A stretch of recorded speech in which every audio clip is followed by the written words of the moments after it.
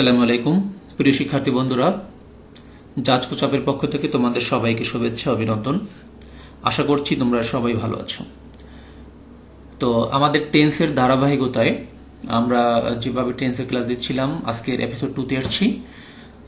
আমরা বিগিনিং ক্লাসে আমরা টেন্সের ফার্স্ট ক্লাসে শিখেছিলাম টেন্সের সংজ্ঞা এবং টেন্স প্রধানত কত প্রকার, এবং আমরা সাধারণত সেই ছোটবেলা থেকে শিখে এসেছি যে বেসিক লেভেল থেকে আমরা শিখে এসেছি যে টেন্স 3 প্রকারের মধ্যে আমরা জানি প্রেজেন্ট, পাস্ট, ফিউচার। তো এই present tense, past tense, future tense এগুলোকে আবার প্রত্যেকটাকে 4 ভাগে ভাগ করা যায়। আসলে সেটা কোত্থেকে এসছে সেই কথাগুলো আমি তোমাদের সাথে শেয়ার করেছিলাম এপিসোড 1-এ, অর্থাৎ বিগিনিং ক্লাসে। অবশ্যই তোমরা ক্লাসটি অবশ্যই দেখে নিয়েছো। যারা এখনই আমার ওই ক্লাসটি দেখোনি অবশ্যই দেখে নিবে। আর অবশ্যই তোমরা খাতা এবং কলম নিয়ে বসবে, এবং যারা আমার চ্যানেলটি এখনো সাবস্ক্রাইব করোনি অবশ্যই সাবস্ক্রাইব করবে। সো যারা করেছো তাদেরকে অসংখ্য ধন্যবাদ। সো আজকের যে আলোচনা আমরা করব অত্যন্ত গুরুত্বপূর্ণ একটা টপিক।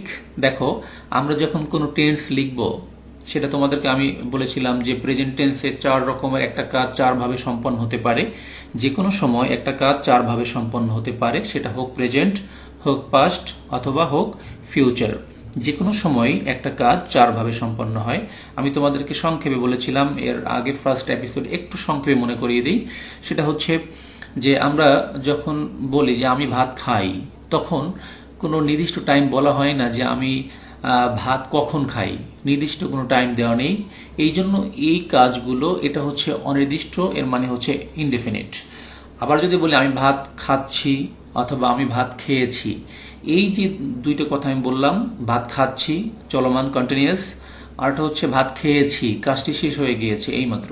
সো এটা হচ্ছে পারফেক্ট। সো পারফেক্ট কথাটা এবং কন্টিনিউয়াস কথাটা দ্বারা আমি যে বুঝালাম যে আমি ভাত খাচ্ছি বা আমি ভাত খেয়েছি, এটা দ্বারা একটা নির্দিষ্ট টাইম বোঝায় যে হয় কাজটা চলমান অথবা এইমাত্র শেষ হয়ে গিয়েছে বা শেষ হয়ে গিয়েছে। সো আমরা এইভাবে আলোচনা করতে গিয়ে তোমাদেরকে আমি বুঝিয়েছিলাম যে টেন্স মোট এই যে প্রত্যেক প্রকারকে আমরা 4 ভাগে ভাগ করি। সো এই কথা আমি আর বাড়াবো না, তোমরা অবশ্যই ক্লাসটি দেখে নিয়েছো। তো এখন আজকের যে বিষয়টা নিয়ে আমি আলোচনা করব, টেন্সের সংজ্ঞাটা আমাদের অতটা দরকার হয় না যখন আমরা অ্যাডভান্স লেভেলে উঠে যাই, অর্থাৎ যখন মাধ্যমিক লেভেলে আমরা চলে আসি, তখন টেন্সের সংজ্ঞাগুলো আমাদের অত দরকার হয় না। হ্যাঁ, তবে আমাদের বুঝতে হবে। তো আজকের মূলত আমার ফোকাসটা থাকবে হচ্ছে স্ট্রাকচার।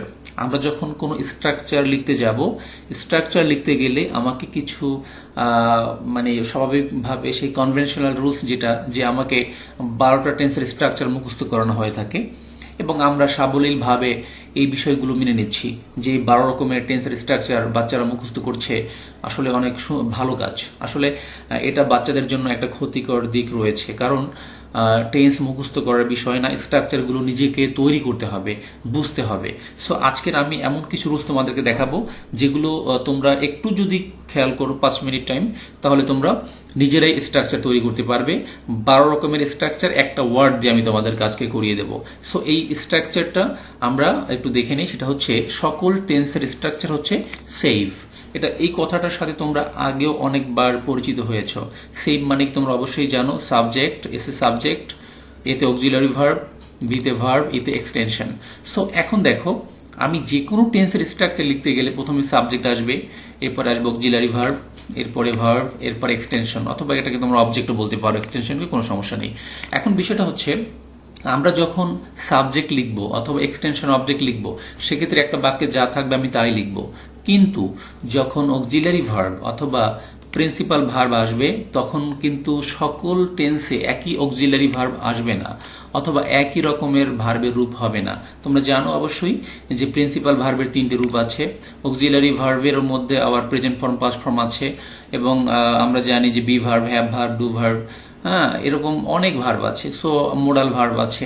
সো আমরা কখন কোন টেন্সে কোনটা ইউজ করবো এগুলো সাধারণত আমরা মুখস্থ করে থাকি। এই জন্য আজকের আমি ক্লাসটা সাজিয়েছি টেন্স এ অক্সিলারি ভার্ব এবং প্রিন্সিপাল ভার্বের ব্যবহার। খুব সংক্ষেপে তোমরা দেখে নাও।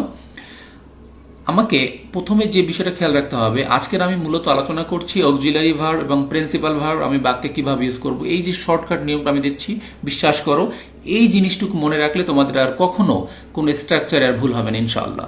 দেখো, প্রথমে আমি লিখেছি টেন্স, তারপর লিখেছি অক্সিলারি ভার্ব, এরপর লিখেছি প্রিন্সিপাল ভার্ব। এর মানে কি তোমরা অবশ্যই আমার কথাগুলো খেয়াল করে শুনতে হবে। টেন্স থেকে আমরা যদি একটা বাক্য একটা বাক্যের স্ট্রাকচার লিখতে যাই, একটা টেন্সের স্ট্রাকচার লিখতে যাই, সেক্ষেত্রে আমাকে টেন্স অনুযায়ী অক্সিলারি ভার্ব আনতে হবে। এই জন্য আমি টেন্সের সামনে লিখেছি অক্সিলারি ভার্ব, অর্থাৎ আমরা টেন্স থেকে অক্সিলারি ভার্ব পাবো এবং এই অক্সিলারি ভার্ব থেকেই আবার প্রিন্সিপাল ভার্ব পাবো। অর্থাৎ এখান থেকে আমি বোঝাতে চেয়েছি একটা টেন্সে অক্সিলারি ভার্ব লিখতে হলে আমাকে টেন্সের উপর ডিপেন্ডেবল হতে হবে। আবার যদি আমি প্রিন্সিপাল ভার্ব লিখতে যাই, সেক্ষেত্রে অবশ্যই ওই বাক্যে যে অক্সিলারি ভার্ব থাকবে ওই অক্সিলারি ভার্ব থেকে আমাকে প্রিন্সিপাল ভার্ব অর্থাৎ অক্সিলারি ভার্ব অনুযায়ী আমাকে প্রিন্সিপাল ভার্বটা লিখতে হবে। সেক্ষেত্রে এখানে আমি বলতে পারি যে অক্সিলারি ভার্ব পাবো হচ্ছে, অক্সিলারি ভার্ব আনতে হলে যেতে হবে টেন্সের কাছে, আর প্রিন্সিপাল ভার্ব আনতে হলে যেতে হবে অক্সিলারি ভার্বের কাছে। এই কথাটা একটু মনে রাখতে হবে যে আমরা অক্সিলারি ভার্ব মুখস্থ করব না, আমরা অক্সিলারি ভার্ব পাবো টেন্স থেকে আর প্রিন্সিপাল ভার্ব পাবো অক্সিলারি ভার্ব থেকে। এর মানে হচ্ছে প্রিন্সিপাল ভার্ব অক্সিলারি ভার্বের রূপ অনুযায়ী আসবে। এবার আসো, এখন একটা বিষয় তোমাদের প্রশ্ন জাগতে পারে যে স্যার কোন টেন্স থাকলে কোন অক্সিলারি ভার্ব আসবে, অথবা কোন অক্সিলারি ভার্বের পরে, অনেক রকমের অক্সিলারি ভার্ব আছে, এই কোন অক্সিলারি ভার্বের পরে প্রিন্সিপাল ভার্বের রূপটা কেমন হবে। তোমরা অবশ্যই এটা জানো যে সকল অক্সিলারি ভার্বের পরে কিন্তু প্রিন্সিপাল ভার্বের রূপ একই রকম হয় না। সো সেক্ষেত্রে এবার আমরা স্টেপ 2-তে, স্টেপ 1-এ দেখলাম যে আমরা কিভাবে এগুলো সাজাবো। টেন্স থেকে পাবো অক্সিলারি ভার্ব এবং অক্সিলারি ভার্ব থেকে পাবো প্রিন্সিপাল ভার্ব। এবার আসো স্টেপ 2-তে যাচ্ছি আমরা। স্টেপ 2টা হচ্ছে অত্যন্ত গুরুত্বপূর্ণ, খেয়াল করতে হবে। আমি তোমাদেরকে বোঝানোর জন্য সুন্দরভাবে আমি ইন্ডিকেট করে দিয়েছি। টেন্স যদি ইনডেফিনিট থাকে তাহলে আমরা অক্সিলারি ভার্ব কি লিখবো, এখানে লেখা আছে দেখো। আবার যদি আমি অক্সিলারি ভার্ব কি থাকলে আমি প্রিন্সিপাল ভার্ব কি আনবো সেটা আমি এখানে লিখে দিয়েছি, এখানে বুঝে নিতে হবে। এটা কিন্তু এখানে কিছু লেখা নেই, জাস্ট আমি রুলসটা খুব সংক্ষেপে লিখে নিয়েছি, তোমাদেরকে অবশ্যই এখান থেকে বুঝে নিতে হবে। দেখো খেয়াল করো, স্টেপ 2-তে আমার খেয়াল রাখতে হবে যখন আমি দেখব যে প্রেজেন্ট ইনডেফিনিট টেন্স হোক, পাস্ট ইনডেফিনিট হোক বা ফিউচার হোক, এটা আমি এখন আলোচনা করছি না। খেয়াল রাখতে হবে যখন আমি অক্সিলারি ভার্ব লিখতে যাব তখন দেখতে হবে যে এখানে টেন্সটা কি আছে। যদি ইনডেফিনিট থাকে, সেটা কি ইনডেফিনিট আই ডোন্ট কেয়ার, যে কোনো ইনডেফিনিট থাকলে মনে রাখতে হবে অক্সিলারি ভার্ব আসবে না। এখানে আমি ক্রস চিহ্ন লিখে দিয়েছি, অর্থাৎ এটা দিয়ে আমি বুঝিয়েছি যে না, এখানে অক্সিলারি ভার্ব আনা যাবে না। এর মানে কি, ইনডেফিনিট সেটা প্রেজেন্ট ইনডেফিনিট হোক, পাস্ট হোক অথবা ফিউচার ইনডেফিনিট হোক, অক্সিলারি ভার্ব আনা যাবে না। অবশ্যই তোমরা এখন মনে মনে ভাবছো স্যার ফিউচার ইনডেফিনিটে তো আমরা অক্সিলারি ভার্ব নিয়ে আসি। আসলে ইনডেফিনিটের জন্য আমরা কোনো অক্সিলারি ভার্ব আনি না, সেই ব্যাখ্যায় আমরা পড়ে যাচ্ছি। এবং এরপর আমি দেখো, যেহেতু এখানে অক্সিলারি ভার্ব আসবে না বা নেই, এখন মনে রাখতে হবে আমি বলেছিলাম যে অক্সিলারি ভার্ব অনুযায়ী আসবে প্রিন্সিপাল ভার্ব। যেহেতু অক্সিলারি ভার্ব আসবে না, সেক্ষেত্রে আমাকে একটা জিনিস মনে রাখতে হবে, যদি এখানে অক্সিলারি ভার্ব না আসে সেক্ষেত্রে হয় আসবে ভার্বের প্রেজেন্ট ফর্ম অথবা আসবে ভার্বের পাস্ট ফর্ম। সো কখন প্রেজেন্ট ফর্ম আসবে, কখন পাস্ট ফর্ম আসবে, এটা আমরা অবশ্যই যখন টেন্স স্ট্রাকচারে যাব তখন বুঝে নেব। খুব সংক্ষেপে বললে, যদি বাক্যটা প্রেজেন্ট ইনডেফিনিট হয় তাহলে প্রেজেন্ট ইনডেফিনিটের জন্য ভার্বের প্রেজেন্ট ফর্ম মানে V1 ভার্বের প্রেজেন্ট ফর্ম, আর যদি বাক্য ওই টেন্সটা পাস্ট ইনডেফিনিট হয় তাহলে পাস্ট টেন্সের জন্য ভার্বের পাস্ট ফর্ম মানে V2 আসবে। ওকে, আমরা স্ট্রাকচারে গেলে আরো খুব সুন্দরভাবে বুঝতে পারবো। এবার আসো, তাহলে ইনডেফিনিট থাকলে অক্সিলারি ভার্ব আসবে না। এবার আসো কন্টিনিউয়াস, যদি কোনো টেন্সে কন্টিনিউয়াস কথাটা উল্লেখ থাকে সেক্ষেত্রে অক্সিলারি ভার্ব আসবে বি ভার্ব। অক্সিলারি ভার্ব কি আসবে বলো, বি ভার্ব। এখন তোমাদের মনে প্রশ্ন জাগতে পারে স্যার বি ভার্ব তো অনেক রকমের হতে পারে। হ্যাঁ হতে পারে, যেমন অ্যামিজার, ওয়াজয়ার, এছাড়াও আমি তোমাদেরকে আরও শিখিয়েছিলাম ট্রান্সফরমেশন অব অক্সিলারি ভার্বের ক্লাসটা তোমরা দেখে নিতে পারো। সেক্ষেত্রে আরও অক্সিলারি ভার্ব বি ভার্ব আরও অনেকভাবে আমরা তৈরি করতে পারি। সেক্ষেত্রে একটু খেয়াল করো, আমি বি ভার্ব কোনটা আনবো, অ্যামিজার আনবো না ওয়াজয়ার আনবো, সেটা আমি যখন টেন্সের স্ট্রাকচারে যাব তখন আমি তোমাদেরকে বুঝিয়ে দেবো। শুধুমাত্র এখন এই কথাটুকু মনে রাখবে, কন্টিনিউয়াস থাকলে অক্সিলারি ভার্ব আসবে ভি ভার্ব। এবং মনে রাখতে হবে যে বি ভার্বের পরে প্রিন্সিপাল ভার্বটা সবসময় V1 প্লাস আইএনজি হয়। আমি কিন্তু সংক্ষেপে লিখেছি, তোমরা অবশ্যই স্ট্রাকচারে এইভাবে লিখবে না, জাস্ট তোমাদেরকে বোঝানোর জন্য আমি লিখেছি V1 মানে হচ্ছে ভার্বের প্রেজেন্ট ফর্ম এবং এর সাথে আইএনজি। এই জন্য আমি সংক্ষেপে লিখেছি বি ওয়ান প্লাস আইএনজি। তাহলে মূল কথা হচ্ছে কন্টিনিউয়াস থাকলে সেক্ষেত্রে অক্সিলারি ভার্ব আসবে বি ভার্ব, এবং বি ভার্বের পরে সবসময় ভি ওয়ান প্লাস আইএনজি হবে, এর কোনো ব্যতিক্রম হবে না। এবার আসো, যদি পারফেক্ট থাকে সেক্ষেত্রে আমি কি করব? পারফেক্ট থাকলে সেক্ষেত্রে আনবো আমরা হ্যাভ ভার্ব, সেটা প্রেজেন্ট পারফেক্ট হোক, পাস্ট পারফেক্ট হোক, ফিউচার পারফেক্ট হোক, আই ডোন্ট কেয়ার। যে কোনো ক্ষেত্রে পারফেক্ট থাকলে আমি কি আনবো? Have verb. এখন হ্যাভ ভার্ব তো অনেকগুলো আছে, সেক্ষেত্রে আমরা টেন্স যখন করবো, স্ট্রাকচারগুলো যখন করবো আমরা, তখন এগুলো তোমাদেরকে আমি বুঝিয়ে দেবো। শুধু এই কথাটুকুগুলো তোমাদের আমি মাথায় ঢুকিয়ে দিচ্ছি আজকের, এগুলো অবশ্যই তোমরা মাথায় রাখবে। সো পারফেক্ট থাকলে আসবে হ্যাভ ভার্ব, এবং যেহেতু হ্যাভ ভার্ব একটা অক্সিলারি ভার্ব, আমরা জানি যে অক্সিলারি ভার্ব অনুযায়ী প্রিন্সিপাল ভার্ব আসে, তাহলে হ্যাভ ভার্বের পরে কিন্তু ওই ভি ওয়ান প্লাস আইএনজি আর লেখা যাবে না। হ্যাভ ভার্বের পরে আসবে ভি থ্রি। ভি থ্রি মানে হচ্ছে ভার্বের 3 নম্বর রূপ। আর তোমরা জানো ভার্বের 3টে রূপের মধ্যে একটা হচ্ছে প্রেজেন্ট ফর্ম, আর একটা হচ্ছে পাস্ট ফর্ম, আর একটা হচ্ছে পাস্ট পার্টিসিপল ফর্ম।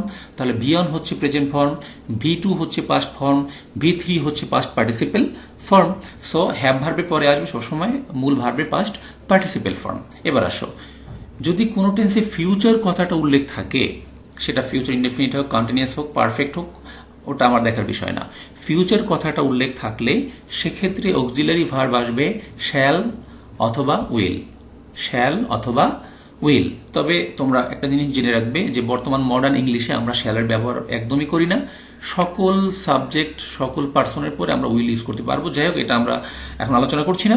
মনে রাখবো ফিউচার থাকলে অবশ্যই আসবে শ্যাল উইল, আর শ্যাল উইল যেহেতু একটা মোডাল অক্সিলারি ভার্ব, অবশ্যই তোমরা মনে রাখবে মোডাল অক্সিলারি ভার্বের পরে ভার্বের বেস ফর্ম মানে ভি ওয়ান, ভার্বের প্রেজেন্ট ফর্ম আসবে, এবং এর সাথে অন্য কিছু যোগ করা যাবে না। তাহলে এই আলোচনাটুকু তোমাদের জন্য আজকের আমি রেখে দিলাম। অবশ্যই তোমরা এটা বাসায় বসে প্র্যাকটিস করবে, এবং আমি তোমাদেরকে আর একবার রিভিশন দিয়ে দিচ্ছি, একটু খেয়াল করো।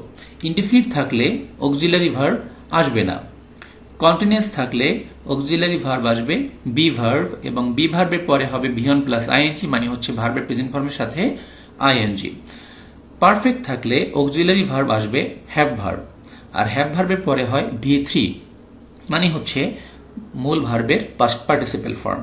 যদি ফিউচার থাকে সেক্ষেত্রে অক্সিলারি ভার্ব আসবে শ্যাল উইল, এবং তোমরা জানো শ্যাল উইল একটা মোডাল অক্সিলারি ভার্ব, এই জন্য শ্যাল উইলের পরে ভি অন হবে, মানে হচ্ছে ভার্বের প্রেজেন্ট ফর্ম অথবা বেস ফর্ম। এই হচ্ছে আমাদের আলোচনা।